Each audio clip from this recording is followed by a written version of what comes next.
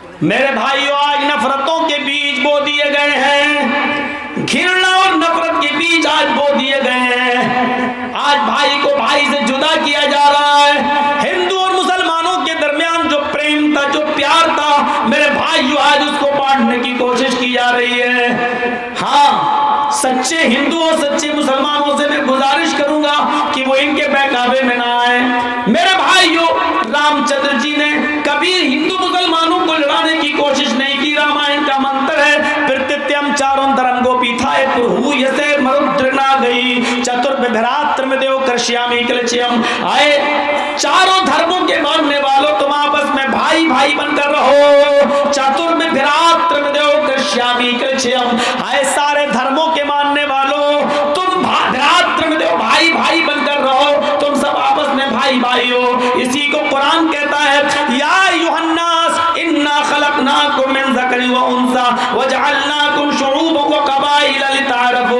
हाय संपूर्ण जगत के इंसानों, मानव जाति, तुम सब आपस में भाई भाई हो। तुम एक ही बाप के और एक ही माँ के बेटे हो। तुम्हारा बाप एक है, तुम्हारी माँ एक है, तुम सब आपस में भाई भाई हो। वाल्मीकि रामायण तो यहां तक कहती है कि राम की पत्नी सीता को जब रावण हरण करके ले गया, भगा कर ले गया और उनके साथ बदफेली करना चाहा, हनुमान और लक्ष्मण जब दोनों सीता जी को छुड़ाकर हनुमान के चंगुल से लेकर आए, सीता जी जब अपने रामचंद्र जी के सामने जाती हैं तो अपने राम के पैर छूती हैं। रामचंद्र जी के जैसी पैर छूने के लिए सीता जी झुकती हैं। रामचंद्र जी ने अपनी पत्नी सीता को पैर नहीं छूने दिए, उनको उठा लिया और क्या कहा, हाय सीता तू मेरे पैर मत छू, हाय सीता तू मेरे पैर मत छू, मेरे सामने क्यों झुक रही है, मुझे क्यों प्रणाम कर रही है। अब वाल्मीकि रामायण का मंत्र देखो, राम रामाय नमः, राम रामाय सत्यम अस्ति। हाय सीता मैं राम हूं तेरा, राम रामाय, और राम का राम है ऊपर वाला, दो बार कहा गया राम रामाय, राम राम रामाय, राम के राम को।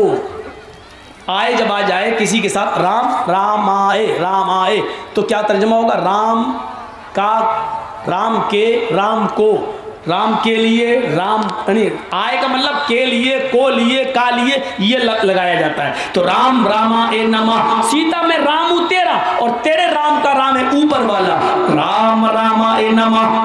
राम को प्रणाम न कर, राम को न झुक, राम के सामने सर न झुका, राम रामाए, राम के राम को नमः, नमस्कार करो, राम के राम को प्रणाम करो। सर झुकाना है तो उस राम के सामने झुकाओ जो तेरे राम का राम है, यानी ऊपर वाले राम के सामने झुको।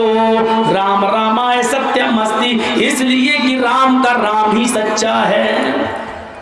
एक तरफ देखिए रामचंद्र जी ने अपनी पत्नी सीता को पैर नहीं छूने दिए, और इधर मोहम्मद रसूलुल्लाह के पास एक सहाबी मुल्क के शाम से आए, कहा अल्लाह के रसूल मैं शाम की हीरा बस्ती से आया हूँ, मैंने वहाँ लोगों को, यहूदियों को देखा कि वो अपने बादशाह को सजदा कर रहे हैं। अरे अल्लाह के रसूल, जब यहूदी अपने बादशाह को सजदा कर सकते हैं तो क्या हम अपने नबी को सजदा नहीं कर सकते? जब बादशाह को सजदा किया जा सकता है तो अल्लाह के रसूल को सजदा क्यों नहीं? क्या हम आपको सजदा ना करें? अल्लाह के रसूल सल्लल्लाहु अलैहि वसल्लम ने फरमाया, क्या तुम मेरी कब्र के पास से गुजरोगे तो सजदा करोगे? देखिए उसने कहा अल्लाह के रसूल क्या हम आपको सजदा ना करें? तो आपको कहना चाहिए था नहीं, या आपको कहना चाहिए था हाँ, हाँ या नहीं, लेकिन अल्लाह के रसूल ने इसका जवाब ही नहीं दिया। अल्लाह के रसूल ने क्या कहा? उसने कहा क्या मैं हम आपको सजदा ना करें, आप ज़्यादा मुस्तहिक है। तो अल्लाह के रसूल ने क्या जवाब दिया?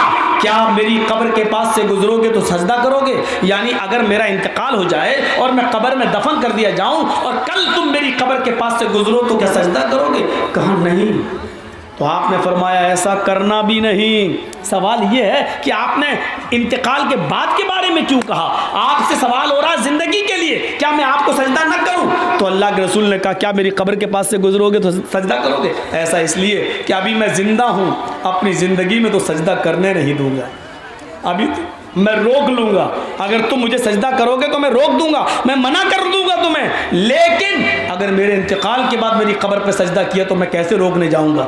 इसलिए क्या फरमाया कि मेरी कब्र के पास से गुजरोगे तो क्या सजदा करोगे? उसने कहा नहीं। तो अल्लाह के रसूल ने कहा फिर मुझे भी सजदा मत करो।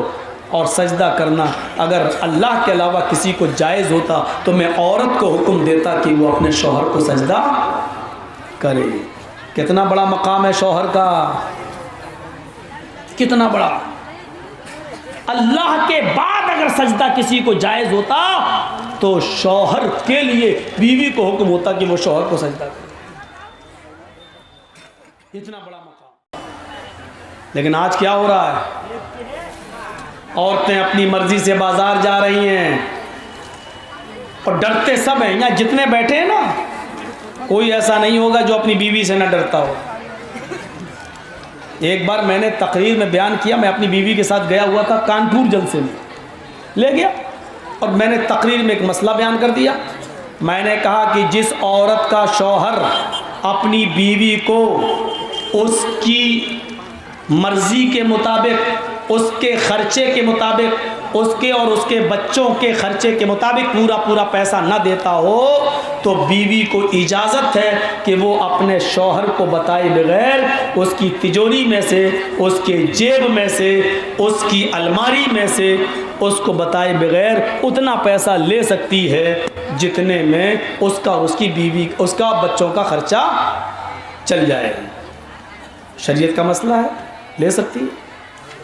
मैंने मसला तो बता दिया, लेकिन रिएक्शन सबसे पहले मेरे ही हुआ।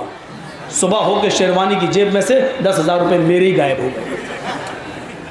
उस दिन से मैंने सोचा कि बीवी को ले जाऊंगा तो ये मसला नहीं बताऊंगा, और आज इसलिए बतला रहा हूं क्योंकि मेरी बीवी नहीं है। हंस रहे हैं आप, मसला मसले की जगह। तो मैंने उससे पूछा कि तूने क्यों निकाले? कहा आपने तो कल बताया था, हदीस सुनाई थी। मैंने कहा मैंने तो उनके लिए सुनाई थी जो खर्चा ना देते हो, मैं तो देता हूँ पूरा पूरा। बोली तो उंगली आपने पकड़ी है तो हमने दामन पकड़ लिया, उसमें क्या? तो नाजायज़ फ़ायदा तो सब उठाते हैं, ज़रूरत थी ले ली। तो मेरे भाइयों, औरतों के बारे में भी याद रखो। आजकल की औरतें अपने शौहर को पहली बात तो हल्के में लेती हैं और इसीलिए वो ऊपर चढ़ी रहती हैं। एक पीर साहब थे, उनकी बीवी उनको पीर ही नहीं मानती थी। वो कहते थे मैं पीर हूं, वो पीर है, तेरे जैसे 336 पीर रोज फिरते भाग। एक बार उस औरत ने देखा कि आसमान पर कोई उड़ता हुआ जा रहा है, हवा में मुसल्ला बिछाए नमाज पढ़ रहा है, उड़ता हुआ जा रहा है। बीवी से कहा, शौहर आया घर में तो बीवी कहती अपने पीर बने फिरते हो। पीर तो वो था जो आज मैंने देखा। का क्या देखा? आसमान पे मुसल्ला बिछा है, हवा में एक पीर उड़ रहा है, नमाज पढ़ता हुआ जा रहा है। वो पीर था, एक पीर तुम बने फिरते।